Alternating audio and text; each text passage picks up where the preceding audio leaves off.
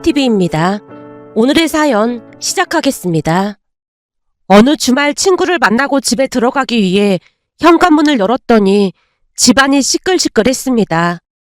무슨 일인가 싶어 선뜻 집 안으로 들어가지 못한 채 머뭇거리다가는 뒤꿈치를 들고 도둑고양이처럼 살금살금 거실로 갔어요. 그랬더니 엄마가 바닥에 대자로 누워서 팔과 다리를 내젓고 있었고 아빠는 심각한 표정으로 쪼그리고 앉아서 그런 엄마를 말리고 있었습니다. 여보, 이런다고 해결될 문제가 아니잖아. 그러게 내가 결혼한다고 했을 때부터 그렇게나 말렸잖아. 지방망신도 이런 지방망신이 없어. 앞으로 얼굴을 어떻게 들고 다니겠어. 이게 준수 잘못도 아닌데 그만 좀 해. 순간 오빠 이름이 들려왔고 그제서야 두 분 옆에 무릎을 꿇고 눈물을 흘리고 있는 오빠가 눈에 들어왔습니다. 그 광경을 보고는 아연 실색할 수밖에 없었고 빠른 걸음으로 걸어가 물었어요. 뭐야, 엄마는 왜 이러고 있고 오빠는 왜 무릎을 꿇고 있어? 대체 무슨 일인데 그래? 제가 눈을 동그랗게 뜨고 묻자 내내 팔과 다리를 내젓고 있던 엄마가 벌떡 일어나 앉더니 오빠를 향해 쏘아붙였어요. 준수도 네 동생한테 네 처가 한 행동 말할 수 있겠어? 말할 수 있으면 어디 한번 말해봐. 한번 말해보라고.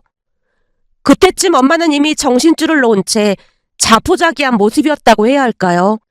평소 깔끔 떨기로 유명하던 엄마의 우아한 모습은 온데간데 없었고 머리도 잔뜩 헝클어져 있는 모습이었습니다. 결국 제가 목소리를 높여서 다시 물었습니다. 대체 무슨 일이냐고. 아빠, 엄마 왜 이러는 거야? 그걸 왜 네 아빠한테 물어? 네 오빠한테 물어야지. 잘됐다. 지금 무슨 일이 일어났는지 네 오빠한테 한번 물어봐라. 오빠, 대체 무슨 일인데 이러고 있어? 그리고 새언니랑 아영이는 어디 갔어? 제가 새언니와 조카에 대해서 묻자마자 엄마 입에서 기가 막힌 말이 터져 나왔습니다. 딴 놈이랑 눈 맞아서 집 나간 정신 나간 것 남부를 왜 묻고 난리야? 뭐? 딴 놈이랑 눈이 맞다니? 누가 눈이 맞아서 집을 나갔다는 거야? 네 새언니 미친 것이 딴 놈이랑 눈 맞아서 집 나갔다고 말했잖아. 그게 미쳐도 보통 미친 게 아니야. 잠깐만. 그러니까 새언니가 바람을 피웠다 그 말인 거야? 어디 할 짓이 없어서 지보다 5살이나 어린 놈이랑 눈이 맞아서 집을 나갈 수가 있어. 그럼 지금 그 상간남이 누군지도 다 안다는 말이야? 말도 마라. 그 미친 것이 글쎄 헬스장 다닌다고 그 연병을 떨어대더니 그 헬스 트레이너 그놈이랑 눈이 맞았다지 뭐니. 엄마가 분을 이기지 못한 채 손바닥으로 거실 바닥을 내리치며 통곡을 했습니다. 그 모습을 보면서 무슨 사달이 날 것 같아 제가 엄마를 달랬어요. 엄마, 이러다가 쓰러지겠어. 우선 방에 들어가서 좀 눕자. 내가 지금 팔자 좋게 누울 땐 줄 알아? 내가 그 인간들을 아주 요절을 내줄 참이야. 알았어. 근데 그런 방법으로 하면 오히려 피해만 보니까 이럴 때는 법적인 조언을 받는 게 제일 좋을 거야. 만약 새언니가 바람핀 게 맞다면 내가 변호사 알아볼 테니까 엄마는 우선 들어가서 좀 누워. 그렇지. 우리가 이럴 때가 아니고 변호사를 알아봐야 하는 거구나. 근데 어디 아는 변호사가 있는 거야? 우리 회사에 법무팀 있잖아. 거기 직원하고 친분이 있으니까 괜찮은 변호사 소개해줄 수 있는지 물어볼게. 근데 오빠는 잘못한 것도 아닌데 왜 오빠가 무릎을 꿇고 있어? 잘못한 게 없긴 왜 없어? 그러게 우리가 걔는 아닌 것 같다고 그렇게 반대를 했는데도 들어 처먹지를 않고 결혼하더니 아주 꼴 좋다 꼴 좋아. 엄마가 오빠에게 원망의 소리를 마구마구 쏟아내고 있었습니다. 결국 제가 엄마를 말려야만 했어요. 엄마, 이럴 때는 오빠를 나무랄 게 아니라 우리끼리 힘을 합해야 하는 거야. 지금 우리끼리 이렇게 싸우면 새언니한테만 좋은 일 시키는 거라니까. 그러니까 오빠한테 너무 뭐라고 하지 마. 사실 지금 가장 충격받은 사람은 오빠일 텐데 엄마가 오빠한테 그러면 안 되는 거잖아. 이럴 때는 가족인 우리가 힘이 되어줘야지. 그렇지. 우리 민지 말이 맞지. 민지 말처럼 지금 가장 충격받은 건 준수일 텐데 다른 사람도 아니고 당신이 준수한테 그러면 안 되지. 당신이 놀란 건 알겠지만 우리가 이러고 있을 시간이 없다니까. 아빠 말이 맞아. 그러니까 오빠도 그만 일어나. 바람핀 인간이 나쁜 인간이지 오빠가 뭘 잘못했다고 그러고 있어. 제가 오빠를 일으켜 세웠는데요.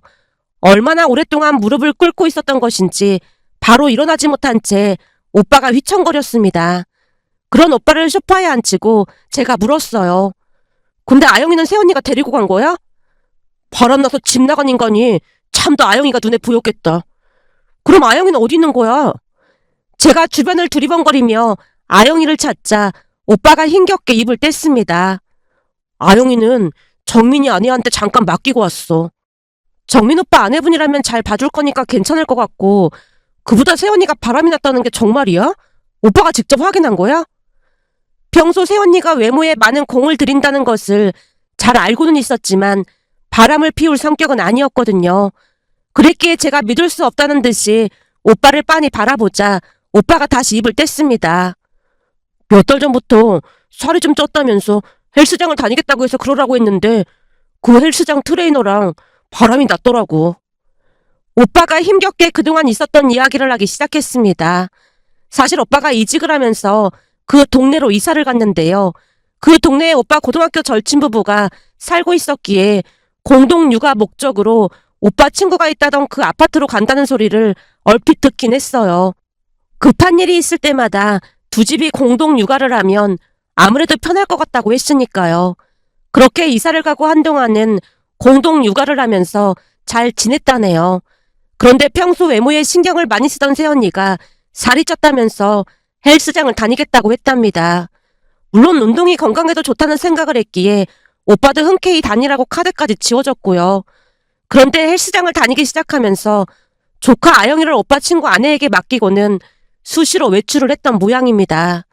그러던 어느 날은 오빠 친구가 외근을 나갔다 그곳에서 남자와 팔짱을 낀 채 웃으며 걷고 있던 새언니를 봤고 몰래 뒤를 밟았더니 그 시간에 호텔로 들어가더랍니다. 결국 오빠 친구가 사진을 찍었고 오빠를 앉혀놓고 본대로 다 말을 했다네요. 그렇게 새언니의 바람이 꼬리를 잡히게 됐고 그 뒤 오빠는 그 친구와 함께 새언니 뒤를 밟았다고 했습니다. 그러던 중 새언니가 산부인과까지 들락거리는 걸 봤다는데요. 알고 봤더니 새언니가 그 상간남의 아이를 임신까지 했답니다. 결국 오빠 눈이 뒤집어졌고 그동안 수집한 증거 자료를 새언니에게 보여주며 이혼하자고 했더니 새언니가 적반하장으로 나왔다네요. 당신 그렇게 안 봤는데 진짜 치사하다. 뭐? 치사해? 지금 네 입에서 그게 나올 소리야? 그동안 나한테 말 한마디 안 하고 내 뒤를 밟았다는 거잖아. 사람이 어떻게 그렇게 치사하고 야비할 수가 있어? 넌 아영이까지 있는데 창피하지도 않아? 지금 이 상황에 어떻게 그런 소리를 할 수가 있어? 그렇잖아도 나 당신이랑 이혼할 참이었는데 오히려 잘 됐어. 지금 네 머리가 어떻게 돼서 사태 파악이 안 되는 모양인데 너 잘 들어. 지금 이 상황에 이혼은 네가 요구하는 게 아니라 내가 요구하는 게 맞는 거고 난 상간남 소송 그것도 준비하고 있으니까 네가 그렇게 좋아하는 연하인한테 미리 말이나 해주는 게 좋을 거야. 이건 증거가 한두 개가 아니라 그냥 빼박이더라고. 그리고 바람을 피우려면 머리를 좀 써가면서 피우지 그랬냐. 네 노트북에 버젓이 카톡 깔아놓고 둘이서 열심히 사랑을 속삭였더라. 그것도 다 사진 찍어서 증거자료로 준비하고 있으니까 각오해야 할 거야. 뭐? 카톡이라니. 우리 대화한 거 휴대폰 카톡 내용 다 지웠는데 뭔 소리야. 네 휴대폰만 지우면 뭐해. 컴퓨터에는 그대로 남아있는데. 그러게 그런 빡대가리로 바람을 피우니까 이런 일이 일어나는 거 아니야. 뭐? 빡대가리? 당신 말 다 했어? 왜? 내가 틀린 말 했어? 바람을 피우려면 이 머리를 진짜 잘 굴려야 하는데 얼마나 빡대가리면 증거를 여기저기 다 흘리고 다녀. 그것도 대낮에 상간남이랑 팔짱 끼고 호텔로 갈 수가 있어? 그냥 나 바람 피워요라고 이마에 써붙이고 다니지 그랬냐? 그러니 빡대가리라는 거 아니겠어. 그때쯤 오빠도 제정신이 아니었기에 새언니에게 빡대가리라는 말까지 했다네요. 하지만 새언니는 반성의 기미가 전혀 없어 보였답니다. 상간남 소송을 하든지 말든지 마음대로 해. 그치만 네가 뭔 짓을 하든지 나는 사랑하는 사람이랑 살 거니까 그런 줄 알아. 지금 그 사람 아이 임신 중이라 난 그 사람이랑 살 거야. 그러니까 넌 네 딸이랑 잘 살아. 그 말은 친권 양육권 다 포기하겠다는 거지? 당연하지. 새 출발해야 하는데 걸림돌이 되면 안 되잖아. 참 대단한 사랑 납시였네. 난 법적인 모든 조치를 취할 테니까 그런 줄 알아. 오빠 말에 새언니가 비웃으며 짐을 챙겨서 나갔답니다. 오빠 말을 들으며 입이 다물어지지 않았기에 제가 놀라서 물었어요. 진짜 그랬단 말이야? 생각이 조금 짧은 줄은 알았지만 그 정도인 줄은 몰랐어. 처음부터 말을 생각 없이 하고 그랬는데 모르긴 뭘 몰라. 이래서 내가 결혼할 때 다시 생각해보라고 했던 건데 말을 안 듣더니 결국 집안을 풍비박산을 만들었어. 엄마가 오빠에게 다시 소리쳤습니다. 그 모습에 제가 엄마를 말렸어요. 엄마, 이미 눈에 콩깍지가 씌었는데 그런 게 눈에 들어왔겠어? 이미 벌어진 일이니까 지나간 일은 있고 빨리 수습해야 할 거 아니야. 내가 변호사 알아볼 테니까 오빠는 증거자료 나한테 보내. 그래야 상간남 소송인가 뭔가도 할 거 아니야. 제 말에 오빠가 힘없이 고개를 끄덕였는데요. 가장 큰 충격을 받은 사람은 오빠일 테니 그 심정이 어떨지 감히 짐작조차 되지 않았습니다. 그 뒤 우리는 변호사를 선임했고 오빠는 이혼을 했어요.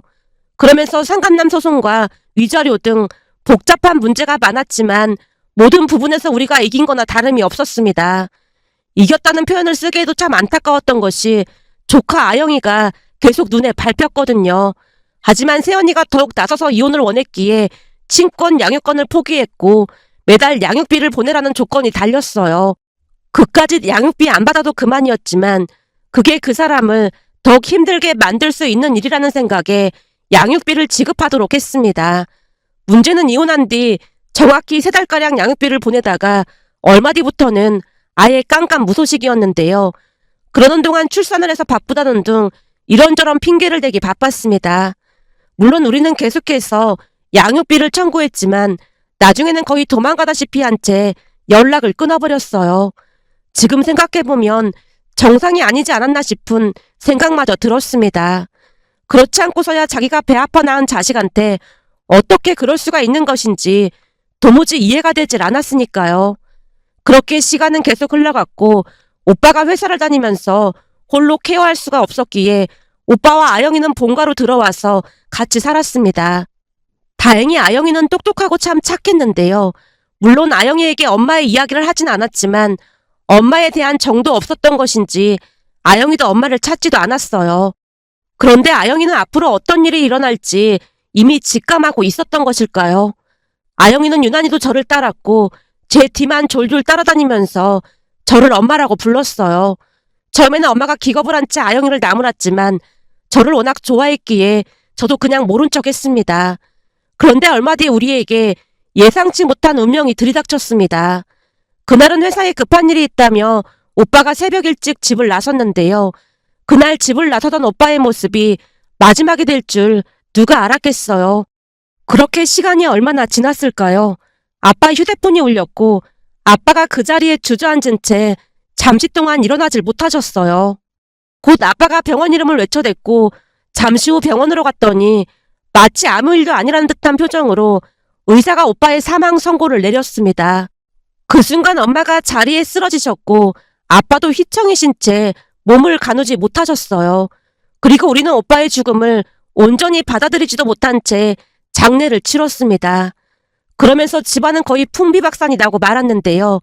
부모님이 너무나 큰 충격을 받으셨던지라 제가 조카를 책임져야만 했습니다. 그뿐만이 아니라 집안 살림과 식사까지 모든 것을 제가 해야만 했기에 결국 회사를 그만둘 수밖에 없었습니다. 그런 상황에서도 시간은 흘러갔고 시간이 약이라는 말도 있듯 부모님도 조금씩 나아지셨어요. 그 뒤 저는 다시 취업도 했고 집에서 가장 노릇을 하고 있었습니다.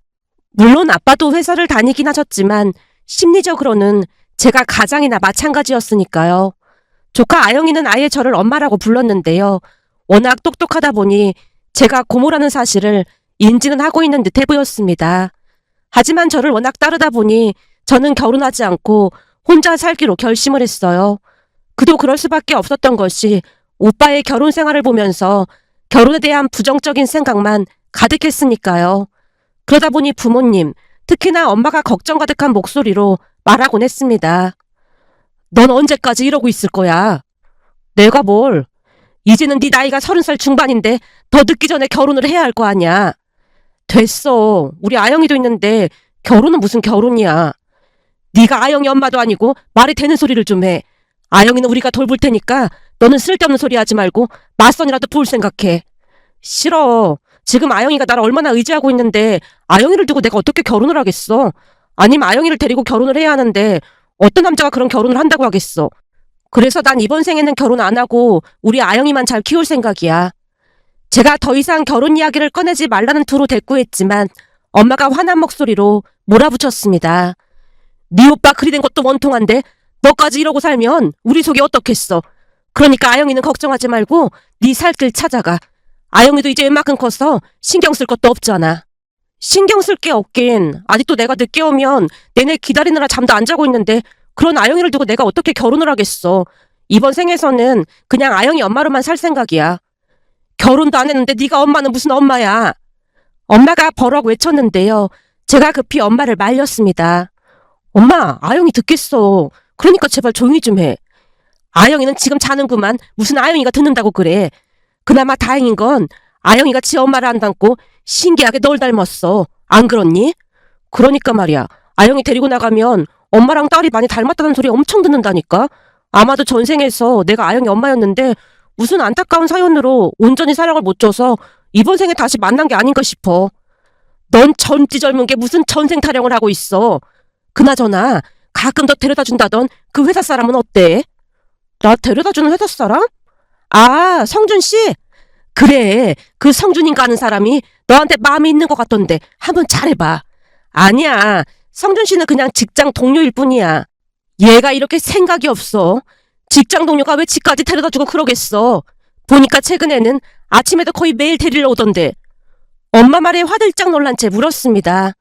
뭐야, 엄마 혹시 나 감시하고 있었던 거야? 감시 같은 소리 하고 있네.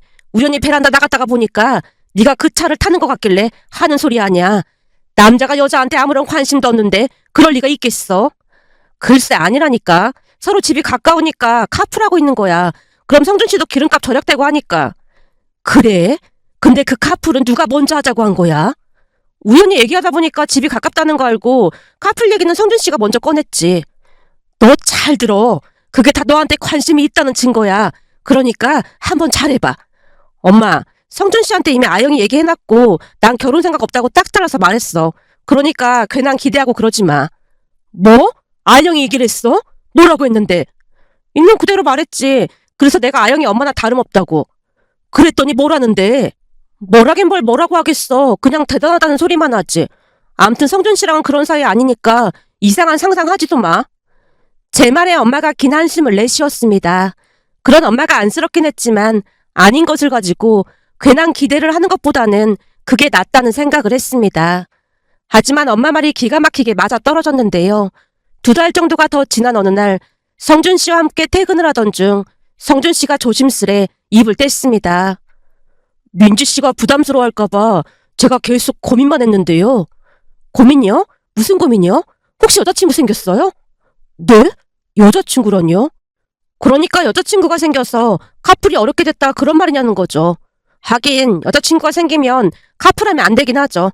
걱정하지 마세요. 내일부터는 저 혼자 출근할게요. 그런 일이 있었으면 진즉에 말을 하지 뭘 망설이고 그랬어요. 저 그렇게 속 좁은 사람 아니거든요. 제가 장난스레 웃자 성준 씨가 말문이 막힌 채 머뭇거리다 다시 입을 뗐어요. 저기 그게 아니라 사실 오래전부터 민지 씨한테 관심이 있었어요. 네? 저한테 관심이 있었다니요? 아니 그러니까 민지 씨를 오래전부터 좋아했어요. 그게 그러니까 저도 이렇게 고백을 하고 싶진 않았는데 그동안 민지 씨가 워낙 철벽을 치다 보니까 저도 이렇게밖에 할 수가 없었어요. 아무튼 저는 민지 씨를 많이 좋아하고 있습니다. 결혼이 부담스럽다고 하면 그냥 친구처럼 만나보는 건 어때요?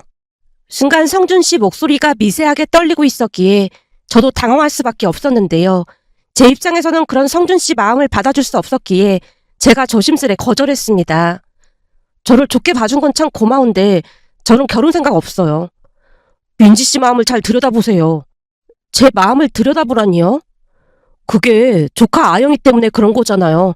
근데 저는 아영이가 있어도 상관없다는 결론에 다다랐어요. 그러다 보니 고백도 늦어졌던 거고요.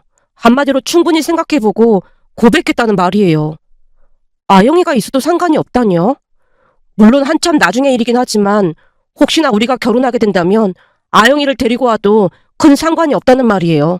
그러니까 제 진심을 말해보자면 그 모든 것을 다 감안하고도 민지 씨를 많이 좋아한다는 말이 되겠네요. 그러니까 친구처럼 천천히 만나보는 건 어때요? 결혼은 나중에 생각하면 되는 거잖아요. 성준 씨 말에서 진심이 묻어났기에 사실 저도 마음이 흔들릴 수밖에 없었는데요. 성준 씨는 회사에서도 바르고 성실하기로 유명했거든요. 그런 사람이 제게 관심이 있다는 사실에 많이 놀랄 수밖에 없었지만 그동안 성준 씨와 카풀을 하면서 이런 사람이랑 결혼하면 괜찮을 것 같다는 생각을 한 적도 있었으니까요. 그렇게 얼마 뒤 우리는 조심스럽게 만나보기로 했습니다. 티를 내지 않기 위해서 퇴근하고 데이트를 많이 했는데요. 만나면 만날수록 좋은 사람임을 알 수 있었습니다. 그러던 어느 날은 부모님께 조심스레 성준 씨 이야기를 꺼냈고 정말로 기뻤던 모양으로 엄마가 수시로 성준 씨 이름을 거론했는데요. 얼마 뒤 기가 막힌 일이 일어날 줄 누가 알았겠어요. 어느 날은 아영이가 피자를 먹고 싶다는 말에 가족 모두 자주 가던 피자 가게로 갔는데요. 거기서 성준 씨 가족들을 마주했어요. 피자를 먹으러 가던 중 성준 씨에게 그냥 외식하러 간다는 문자를 남겼을 뿐인데 생각지도 못한 만남에 할 말을 잃고 말았습니다. 아무래도 성준 씨네 집과 우리 집이 가까이 있다 보니 언젠가 한번 성준 씨와 그 가게에서 피자와 파스타를 먹은 적이 있었어요. 그날 파스타가 맛이 있었던 모양으로 성준 씨가 부모님을 모시고 파스타를 먹으러 왔다고 했습니다. 순간 저도 놀랐지만 성준 씨도 놀란 기색이 역력해 보였어요. 민지 씨, 식사하러 간다고 했던 곳이 여기예요? 네. 성준 씨가 여기는 어떻게? 부모님 모시고 오랜만에 파스타 먹으러 왔어요. 이 집이 피자 전문점인데 그때 파스타도 진짜 맛있었잖아요. 근데 이렇게 만나다니 진짜 신기하네요. 성준 씨의 말에 얼떨결에 양가 부모님이 인사를 나누게 됐는데요. 순간 성준 씨 어머니가 아영이를 보며 입을 떼셨어요. 네가 아영이구나. 엄마랑 피자 먹으러 온 거야? 성준 씨 어머니 입에서 그 말이 새어나오자마자 아영이가 급히 제 손을 뿌리치더니 할머니 손을 잡으며 말했어요. 엄마 아니에요. 고모예요. 할머니, 할아버지, 고모랑 밥 먹으러 왔어요. 어? 고모? 네, 아영이 고모예요. 저는 엄마는 없어요. 그리고 고모가 결혼하면 나는 할머니, 할아버지랑 살 거예요. 라는 말을 하는 게 아니겠어요. 순간 어찌나 놀랐던지 제가 어리둥절한 표정으로 아영이에게 물었습니다. 아영아, 그게 무슨 말이야? 네가 왜 할머니, 할아버지랑 살아? 평생토록 엄마랑 같이 살기로 했잖아. 그리고 갑자기 고모라니. 고모 맞잖아. 그러니까 고모 시집가면 나는 할머니, 할아버지랑 살 거야. 아영이가 같은 말을 반복해서 했고 아영이 말을 듣던 부모님 눈시울이 붉어져 있었는데요. 그동안 똑똑한 아영이가 얼마나 마음고생을 했을지 짐작이 되고도 남았습니다. 그런데 그 순간 성준 씨 어머니가 아영이 앞에 쪼그려 앉으며 조용히 말씀하셨어요. 우리 생각은 아영이 생각이랑 다른데 어쩌지? 여기 아저씨가 우리 아들인데 우리 아들이랑 아영이 엄마랑 결혼하면 아영이를 꼭 데리고 오기로 했거든. 네? 아영이를요? 그럼 아영이가 엄마 딸인데 같이 와야지. 그러니까 앞으로는 우리한테도 할머니 할아버지라고 불러야 한다. 할머니 할아버지요? 그럼 엄마랑 아저씨가 결혼하면 아영이한테는 할머니 할아버지가 더 생기는 거야. 우리 앞으로 잘 지내보자. 엄마를 쏙 닮아서 아주 똑똑하고 예쁘네. 맞아요. 엄마를 닮아서 똑똑해요. 저 수학 맨날 만점 받아요. 정말? 수학을 만점 받았어? 네. 우리 반에서 제가 공부 제일 잘해요. 역시나 아이답게 아영이는 쉽게 마음을 열었고 성준 씨 어머니와 신나서 대화를 나눴습니다. 그날 우리는 그 음식점에서 상견례를 했다고 해도 과언이 아니었는데요. 성준 씨 부모님 또한 너무나 좋은 분들이라 그저 감사한 마음뿐이었습니다. 그날 집에 돌아온 엄마가 눈물까지 훔치며 말했어요. 세상에나 성준이도 참 바른 사람인 줄은 알았지만 엄마 아버지도 참 좋으신 분들이다. 그런 부모님 밑에서 자랐으면 분명히 잘 자랐을 거야. 이제야 우리 집에도 복이 들어오나 보다. 그날 이후 엄마는 성준 씨를 입에 달고 사셨고 얼마 뒤 저는 정식으로 성준 씨네 집에 초대받아서 인사를 갔습니다. 그런데 그날 또다시 놀라운 이야기를 들었는데요. 식사를 하고 난 뒤 성준 씨 어머니가 말을 꺼내셨거든요. 결혼 전에 얘기를 해야 할 것 같아서 하는 말인데 사실은 우리가 성준이를 입양했어요. 네? 입양이요? 그때 당시 아무리 노력해도 애가 생기지 않았거든요. 계속 마음고생을 하다가 입양에 대해 알아봤는데 성준이를 보자마자 얘가 내 자식이다 싶었어요. 성준 씨 어머니가 대수롭지 않다는 듯이 말을 하고 있자 성준 씨가 웃으며 말했어요. 엄마 아버지가 참 대단하셨던 게 사실 대학 졸업할 때까지 내가 입양된 줄 모르고 있었어. 우리가 일부러 말을 안 하려고 했던 건 아니고 어쩌다 보니까 그렇게 됐어요. 초등학교 다닐 때는 너무 이른 것 같아서 말 못했고 중학생이 되니까 중2병이다 뭐다 해서 말 못했던 거예요. 그러다가 고등학생이 됐는데 한창 공부할 나이에 말하면 안 될 것 같아서 대학 입학하고 말하자 그랬거든요. 근데 또 군대를 간다는 거예요. 군대 가는데 그런 말을 하기 또 그럴 것 같아서 결국에는 대학 졸업하고 말했지 뭐예요. 근데 성준이가 얼마나 웃겼냐면 별 상관도 안 하더라고요. 우리는 그게 오히려 신기했다니까요. 엄마 아버지가 워낙 아무렇지도 않게 말씀하시다 보니 나도 그냥 그런가 보다 하고 말았던 것 같아요. 성준 씨가 머리를 긁적이고 있자 성준 씨 어머니가 다시 입을 떼셨어요. 암튼 결혼 전에 알리는 게 맞는 것 같아서 얘기하는 거예요. 그러니까 결혼하면 아영이도 같이 살아도 된다는 말이에요. 세상에 이런 고모가 어디 있겠어. 민지 씨 그런 마음이 예뻐서 더 마음에 들었어요. 민지 씨 같이 마음이 따뜻한 사람은 모든 사람에게 기쁨을 주기 마련이거든요. 우리 성준이 짝으로 민지 씨 같이 착한 사람이 딱이고요. 그러니까 우리 성준이 잘 부탁해요. 성준 씨 어머니가 제 손을 잡고 활짝 웃고 계셨습니다. 그렇게 몇 달 뒤 우리는 모두의 축복 속에서 결혼을 했습니다. 물론 아영이는 우리와 함께 살았고 가족들의 사랑을 듬뿍 받으며 잘 자랐어요. 그러던 어느 날은 도무지 믿어지지 않는 일이 일어났는데요. 어느 주말 엄마에게서 전화가 왔습니다. 민지야, 내가 오늘 누굴 봤는지 아니? 누굴 보다니 그게 무슨 소리야? 세상에나 오늘 동창 모임이 있어서 오리고기 집에 갔거든. 근데 거기에 그 정신 나간 것이 있지 뭐야. 정신 나간 것이라니? 아영이 생모 말이야. 그것이 거기서 식탁을 치우고 음식을 내고 있지 뭐니. 그럼 그 사람도 엄마를 알아봤단 말이야? 이상하게 날 못 알아보더라니까. 아무리 그래도 엄마를 어떻게 못 알아볼 수가 있어. 그때 식당 안이 손님들로 바글바글하기도 했고 내 동창들이 10명도 넘게 갔으니 그럴 수도 있겠지 뭐.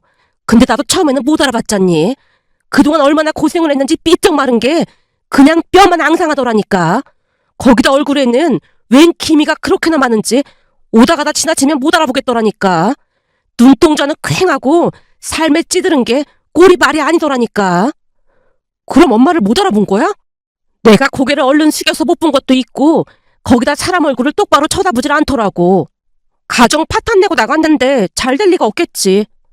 그래서 내가 그 화장실 가는 척하고 그 식당 다른 종업원한테 살짝 물어봤거든. 뭘 물어보고 그랬어. 아니, 아무리 봐도 너무 삐쩍 말라있길래 뭔가 이상해서 그 종업원한테 저 사람은 왜 저렇게 많이 말랐냐고 했더니 얼마 전까지 자궁암 치료받고 항암 끝난 지 얼마 안 됐다는데 먹고 살아야 하니까 일 나온다고 하더라고. 뭐? 암에 걸렸단 말이야? 네 말대로 집안을 풍비박산 내고 나갔으니 천벌을 받은 게 아니겠어. 그날 엄마 말을 들으며 세상에는 인과응보가 존재한다는 생각과 함께 우리 가족처럼 기가 막힌 사연도 있을까 싶어 이렇게 글 남겨봅니다.